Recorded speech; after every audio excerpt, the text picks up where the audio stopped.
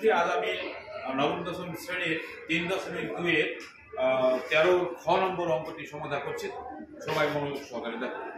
তাহলে 13 নম্বর ক্ষয়ের অঙ্কটা বাম পক্ষে আছে, বাম পক্ষ আমি তুলেছি। এখন অঙ্কটার রেজাল্ট হবে 1। তাহলে কিভাবে 1 হয়, ডান পক্ষ 1 আছে আমরা দেখি। সবাই একটু মনোযোগ সহকারে দেখো। 3BC আমি নিচেরটা লিখে রাখতেছি, কিভাবে করতেছি সবাই একটু মনোযোগ দিয়ে দেখেন। আমি এটা সলভ করে দিই। উপরে আছে b + c হোল স্কয়ার। আমি লিখবো এখানে a + b + c, a + b + c।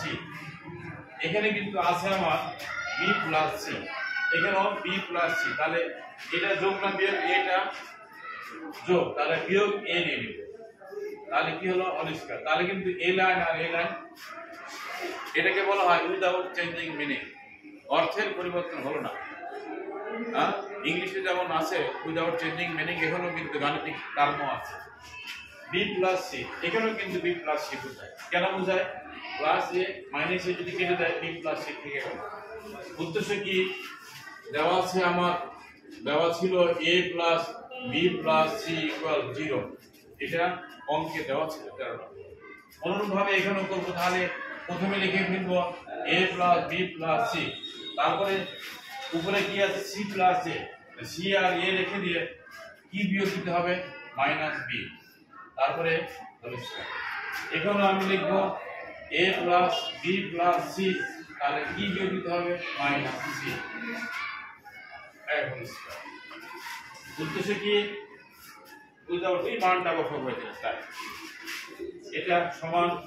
তাহলে এখান থেকে এটার মান হলো 0, 0 - a হোল স্কয়ার, নিচে 3bc প্লাস 0 - b, নিচে 3ca, তারপরে whole square plus 0 - c whole square, নিচে 3ab।